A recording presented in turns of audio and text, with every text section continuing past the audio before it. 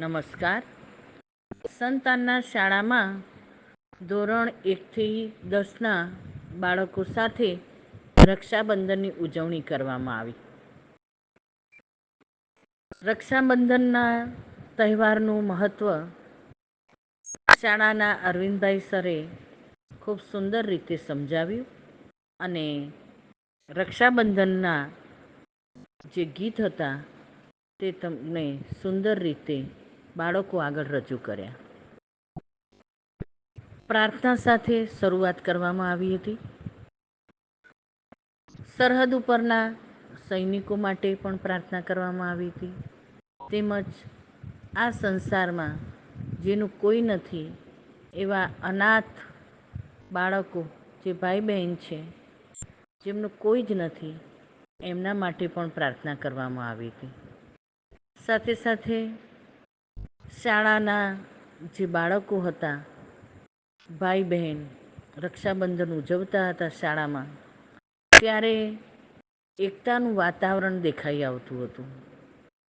ભારત એ વિવિધતાનો દેશ છે અને એમાં અલગ અલગ તહેવારો ઉજવવામાં આવે છે. એમાં શ્રાવણ સુદ પૂર્ણિમાના દિવસે રક્ષાબંધન ઉજવવામાં આવે છે અને એ રક્ષાબંધન એ ખૂબ જ ભાઈ બહેનના પવિત્ર પ્રેમનો તહેવાર છે. ભાઈ અને બેન આ બે વચ્ચેનો પ્રેમ એ અતૂટ છે.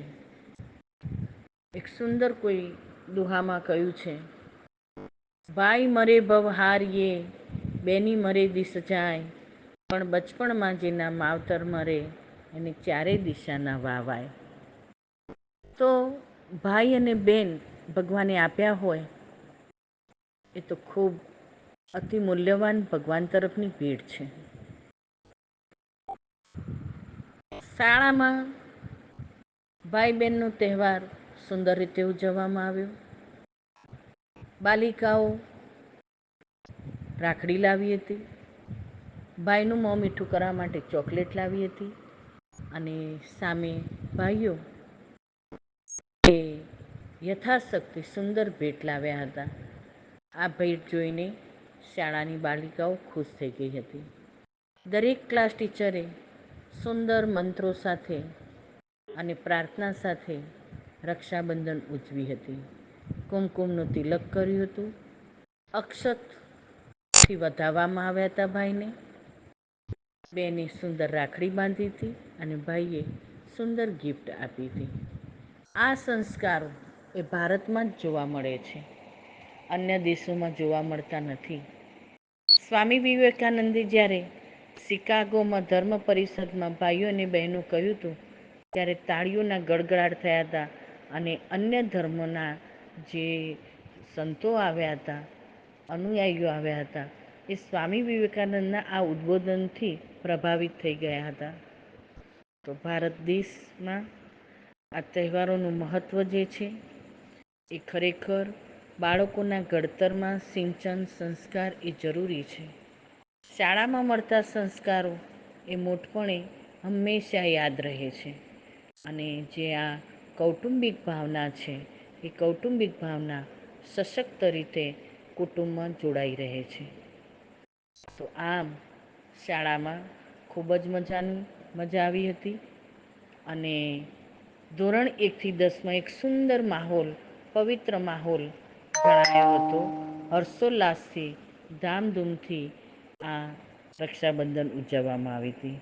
શાળાના આચાર્ય સિસ્ટર નયનાએ પણ સુંદર બાળકોને વક્તવ્ય આપીને બાળકોને આ તહેવાર વિશે વાકેફ કર્યા હતા. આમ આ રીતે તહેવાર ઉજવવામાં ખૂબ જ મજા રહેલી છે. આવી રીતે તહેવારો અમે ઘણા બધા ઉજવીએ છીએ, જેથી બાળકોમાં સંસ્કારોનું ઘડતર થાય. ભારત વિવિધતાનો દેશ છે ને ઉત્સવપ્રિય ખલું માનવા. ઉત્સવોથી ભરેલો છે. ઉત્સવ વિનાનું જીવન એ નીરસ છે. જેમ રસોઈમાં ચપટી મીઠું ના હોય ને બધા જ મસાલા હોય પણ મીઠા વગર નકામું છે, એમ જીવન તહેવારો વગર નકામું છે.